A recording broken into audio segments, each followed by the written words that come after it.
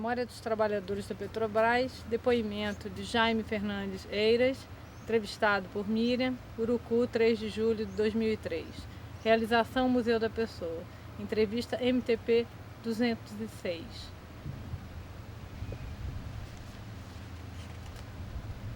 Ok, gravando. Jaime, você podia falar pra gente seu nome completo, local e data de nascimento? Sim. Meu nome é Jaime Fernandes Eiras. Eu nasci em Belém no dia 8 de março de 1949. Como foi, quando e como se deu o teu ingresso na Petrobras? Quando eu estava cursando Geologia na Universidade Federal do Pará, alguns professores eram do quadro da Petrobras. E através deles eu passei a tomar conhecimento de como era feito o trabalho de pesquisa de petróleo e me interessei por esse tema. E quando concluí o curso, prestei concurso para a Petrobras, fui aprovado e comecei a trabalhar em março de 1976. Foi meu primeiro emprego na Petrobras. Fala um pouco da tua trajetória na empresa, do teu trabalho, descreve um pouco do teu trabalho. Eu comecei na empresa viajando para as sondas e plataformas, fazendo acompanhamento geológico dos poços, que é uma fase de treinamento de quem começa na Petrobras. Mesmo que não continue nessa atividade, a pessoa passa por essa atividade de treinamento, acompanhando a perfuração dos poços. E depois de 3 anos nessa atividade, eu passei para a fase para a interpretação de dados de bacia, interpretação de bacias sedimentares, onde eu trabalhei até 2001, quando eu me aposentei. Você lembra de alguma coisa interessante, uma história que você queira contar, ou uma experiência interessante, algum fato marcante?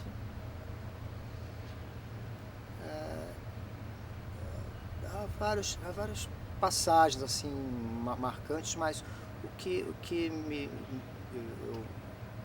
eu destaco mais assim era a dificuldade de você trabalhar aqui na Amazônia, enfrentando todos os problemas, os obstáculos que nós temos, na floresta, áreas remotas, longe dos grandes centros, são as dificuldades que a gente encontra aqui. É principalmente um trabalho de desafio. Eu acho que interessante é que a gente tem um trabalho que ele nos atrai exatamente por ser um trabalho de desafio. Eu viajei muito para as plataformas na costa do Amapá e também era um trabalho arriscado. E às vezes chegávamos a viajar 2 horas de helicóptero até chegar à plataforma. A plataforma ficava a mais de 200 quilômetros costa fora. Era excitante e ao mesmo tempo a preocupação de que não ocorresse nenhum acidente durante essa movimentação, como se falava, né? Que seria a chegada e a saída para a plataforma. Aqui na floresta a mesma coisa. A exuberância da floresta atrai, mas ao mesmo tempo é difícil. Hoje, muito mais do que no passado, há preocupação com o meio ambiente, né? E a empresa se preocupa muito com isso. Então, é um trabalho que ele excita por ser difícil, por ser arriscado. Há uma frase do dramaturgo francês, Pierre Corneille, que ele diz: a vitória sem perigo é conquista sem honra. Eu acho que o trabalho aqui na Amazônia é mais ou menos isso. O trabalho da Petrobras ele é valorizado porque ele foi conquistado com dificuldade, com grandes obstáculos, então é valorizado muito mais esse trabalho aqui na Amazônia. Qual foi a sensação da descoberta de Urucu, que essa busca petróleo na Amazônia é antiga, né? E Urucu veio meio que concretizar esse sonho. Na verdade, o Urucu foi uma segunda fase. A primeira descoberta foi o Juruá, embora lá só tenha gás condensado. Foi em 1978, a descoberta de gás através do poço Juruá número 1. Eu já estava na empresa e era praticamente um levantamento que ia ser feito aproveitando uma equipe que estava vindo do Acre, a equipe já ia embora. Aí foi observado na seção sísmica uma estrutura que poderia ser favorável à presença de petróleo, e aí foi perfurado o poço, um poço que levou quase um ano, levou 312 dias para ser perfurado, muitos problemas, muitas dificuldades, até depois para confirmar que o poço atravessou uma zona de gás, também foi difícil confirmar isso. Os testes foram difíceis porque a sonda não estava preparada para fazer um teste de gás com a pressão que ocorreu. E depois do Juruá, o trabalho foi retomado e foi crescendo, até que se verificou a possibilidade de, mais a leste, que é o caso aqui da região do Urucu, ocorrer não só gás, mas também óleo, já que nós não temos mercado para gás na região. Então nós estávamos buscando também o petróleo líquido, que é o óleo, e com a perfuração do poço Huc número 1 confirmou isso e nos deu um ânimo maior para continuar a exploração. E depois tivemos outras descobertas de óleo aqui na área.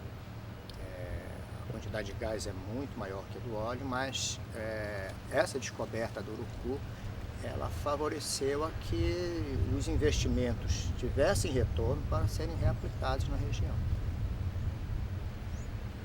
O que é para você ter feito parte, você está aposentado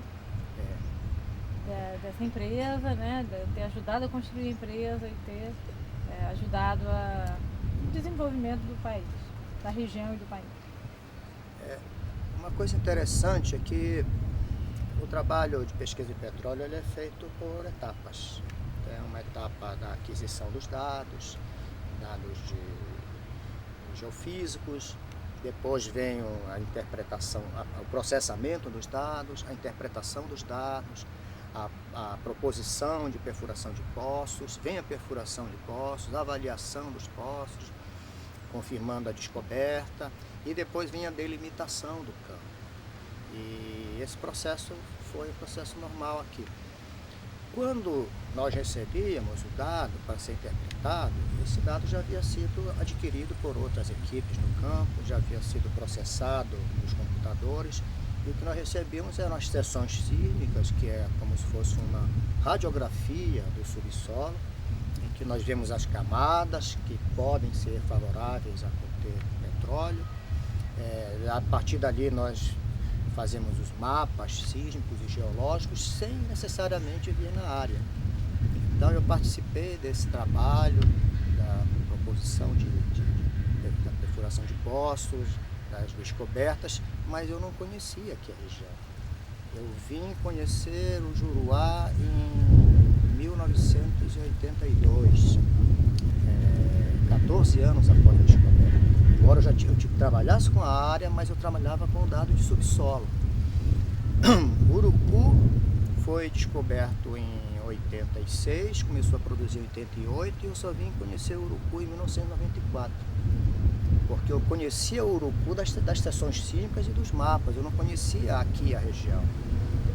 E quando eu vim pela primeira vez aqui, eu fiquei impressionado pela grandiosidade dessa infraestrutura operacional. Depois voltei